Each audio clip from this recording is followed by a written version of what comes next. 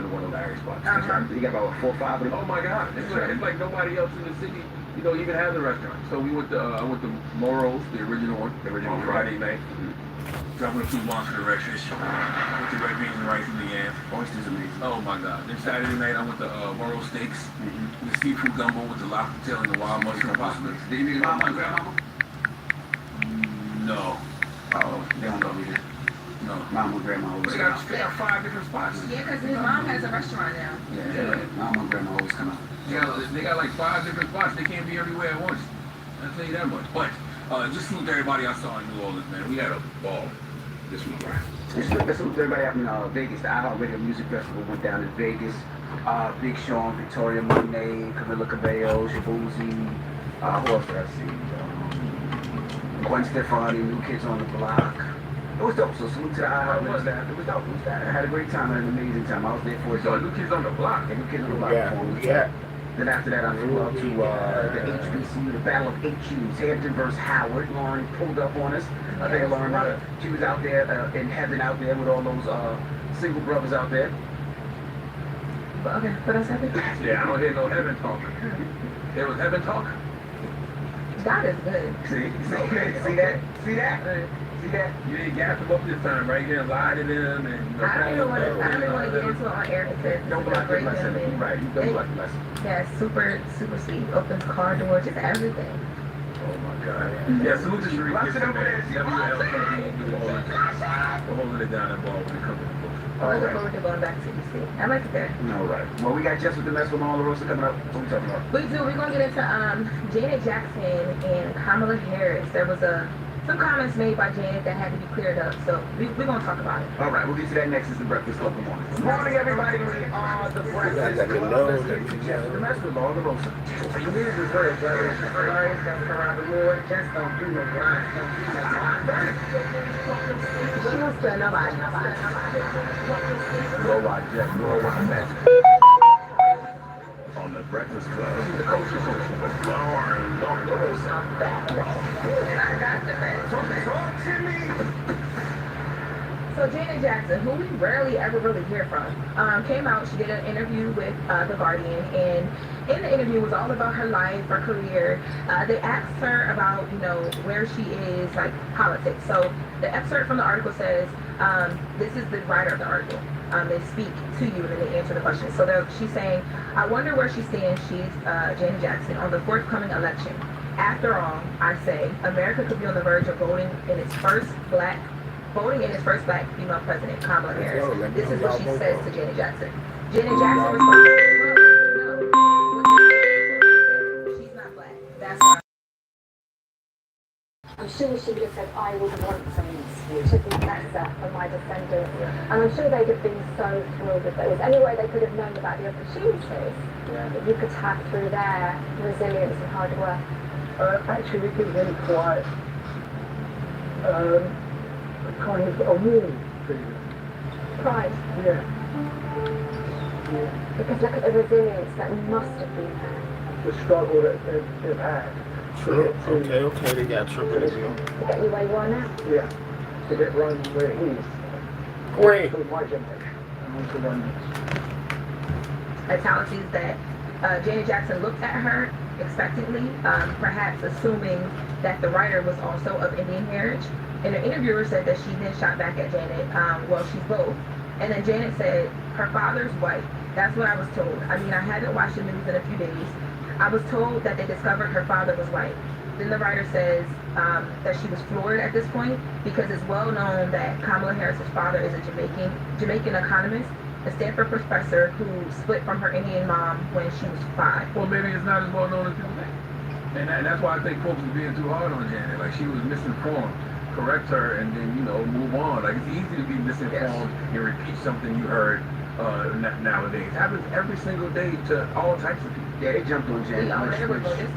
Wow. Yeah, they jumped on Janet. Which she had wrong information, and people have wrong information all the time. It's not like she said she was asked about the question and she said what she was heard. I think they was all on Janet. They were, and I think too people have to realize that like all of this happened pretty fast because I know in the beginning there was a lot of people that had misinformation and had to come back and correct themselves and re-educate themselves. I was one of them as well too. By the way, the Guardian didn't have to reprint it. They didn't. Okay. By the way. So now let me tell you. So after this went out, there was then this apology that surfaced. The apology was from Janet Jackson, allegedly, and it said Janet Jackson would like to clarify her recent comments. She recognizes that her statements regarding Vice President Kamala Harris's racial identity were based on misinformation. Janet respects Harris' dual heritage as both Black and Indian and apologizes for any confusion caused. She values the diversity Harris represents and understands the importance of celebrating that in today's society. Janet remains committed to promoting unity and understanding, right? So now it's like, oh, all is well. She said she was misinformed. And then it comes out that the guy who gave this statement, a guy named Mo El Morassi, who alleged he reached out to BuzzFeed, who first ran the apology, and then everybody else followed. He alleged that he was a manager or representation for Janet Jackson. And then after this, articles and people begin to print. I know TMZ printed it, a variety of major outlets said, no, we're sorry. We were just contacted by a Representative Jackson who told us that this apology was unauthorized and that this Mo guy has no connection to Janet. However, This is crazy. no, seriously. And I was like, Well, well, nobody checks the source. Nobody cites the source. So, Nobody checks to see if he's even with the team. BuzzFeed, who originally reported the apology, first said that because he was a credited producer on Janet's upcoming documentary, and because he had given statements before about Janet Jackson in the past, I guess they just ran with it. But he also put out another statement after it was debunked that he works for the team and said that he no longer works for her. He was fired by Janet and Randy because they made it clear Randy Jackson, her brother, is her manager and has been for a very long time. And he said, the Mo guy said, after attempts to improve her image in the front of the public and her fans, this is something I do not deserve. So he's basically saying he was fired because he issued the apology. It was a lie. Does it seem like he just did it on his own? And that's what it seems like. I don't know what his connection to her is. Her team is saying there is none. He's saying that there was one, but now he's fired. Can we open up the phone line next hour? Because I really want to know if people were upset at Janet or if this was just a social media narrative. No, people were pissed at Janet. They were like, you know, you a black woman and that whole thing. D.L. Hughley actually went off on Janet. I don't want to misquote anything he said. He has some remarks too. He basically said that it was ironic to hear Janet Jackson comment on a black woman while speaking from the nose of a white woman. Jesus. Something like that. Yeah, I'll pull that up. But no, people were pissed. They were dragging her. And then when all the confusion came out about the apology or whatever, people were like, okay, so now what's happening? Like, this is all just a mess. And all of this is happening, and the rest want to make it clear, all of this is happening while Janet and her family are mourning the loss of their brother. You guys remember we reported that Tito Jackson passed away, so... So did she backtrack or no? No, they never, once they corrected that this apology was unauthorized, they never offered up another apology or backtrack. They just said she's unavailable for comment. It was interesting to see DL come at Janet too, because DL's also been the victim of misinformation. Yeah. So I would think he would, you know, Yeah. more understand. Yeah, I think you'd understand a little bit. He said that D.L. Hughley said that the interview sounded like a Trump rally. It's ironic to question whether someone is black while you're breathing through the nose of a white woman. You also gotta remember DL's a comedian too. Yeah. I think sometimes, you know, we forget that these guys also making jokes. Yeah, go ahead, Joe. Yeah, but I just think that, like I said, everybody has been guilty of misinformation at some point because Yes. when the internet runs rapid, you just don't know, and it goes to show, like, Janet Jackson is Janet Jackson. She has all the available resources for information, and she still got it wrong. She should have just said, I don't know, we're not answering the question. And I blame everybody who legitimizes foolishness. You know, the newspapers, the news networks. When you sit around and make things like disappointed debate, like when you replay Trump and others constantly repeating these lies, you amplify them, and the lie gets around the world 3 times, you know, as fast, and the truth still be putting on its shoes. Yeah, but I mean, if you're the Guardian, you have this quote, so you would advise, if you were the editor, you would advise them not to run this.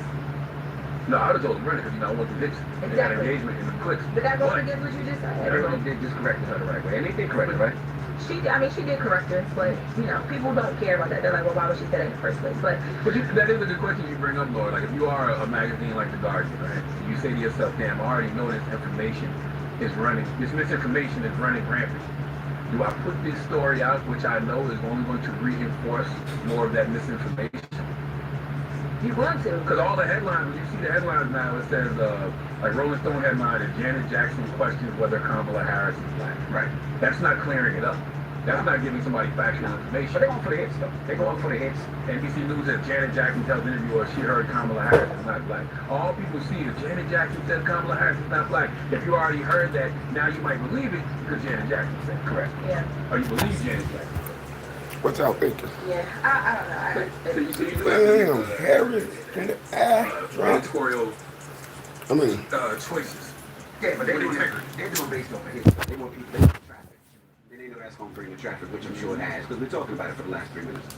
Yeah, and I will say that the interviewer here did try and like Correct. clean it up, correct her. She re-asked the question. She wanted to make sure they both understood that she was black.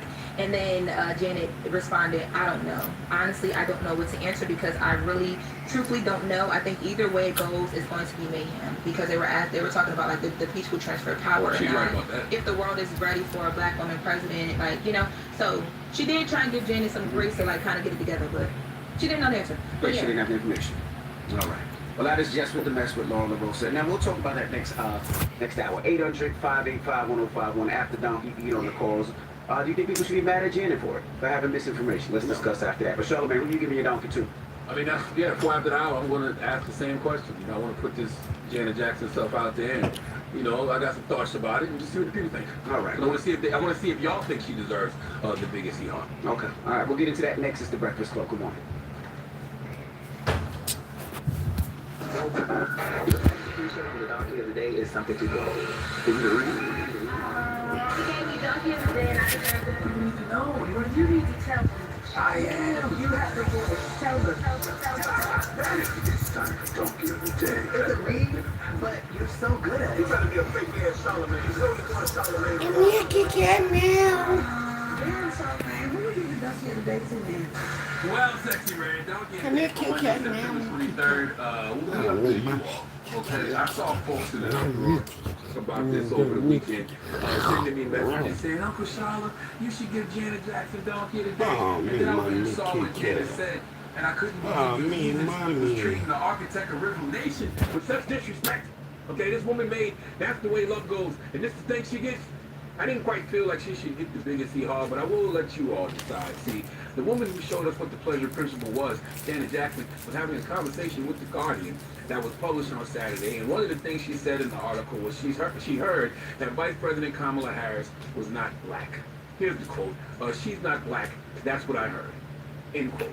All right, that's what she recently said of Democratic presidential nominee Kamala Harris. Janet said her father's white, that's what I was told. I mean, I haven't watched the news in a few days. Now, when I heard this, to me it was just an opportunity to teach. We live in a world where misinformation runs so rampant, where so much fake news and alternative facts circulate, that it's not surprising to me that folks believe the fake news. Now, for the record, Kamala Harris is both black and Indian American. Those are simply the facts. Okay, she has always identified as black and Indian. Her father is from Jamaica, her mother is from India. That's that. But because of misinformation promoted by former President Donald Trump and others, people have, you know, run with the Kamala Harris is not black lie. Personally, I think folks are being too hard on Janet Jackson. Okay, she was misinformed, correct her, and move on. It's easy to be misinformed and repeat something you heard in this era. Happens to folks every single day. Even to people like Janet Jackson. And you know who I really blame? I blame everyone who legitimizes foolishness. Who legitimizes foolishness like this is news, okay? All the papers, all the news networks, the MSNBCs, the Fox, CNN, all of y'all. When you sit around making things like this a point of debate, when you replay, you know, Trump and others constantly repeating these lies, you amplify them, and the lie gets around the world 3 times, okay, while the truth is still putting on issues. They will have whole panel discussions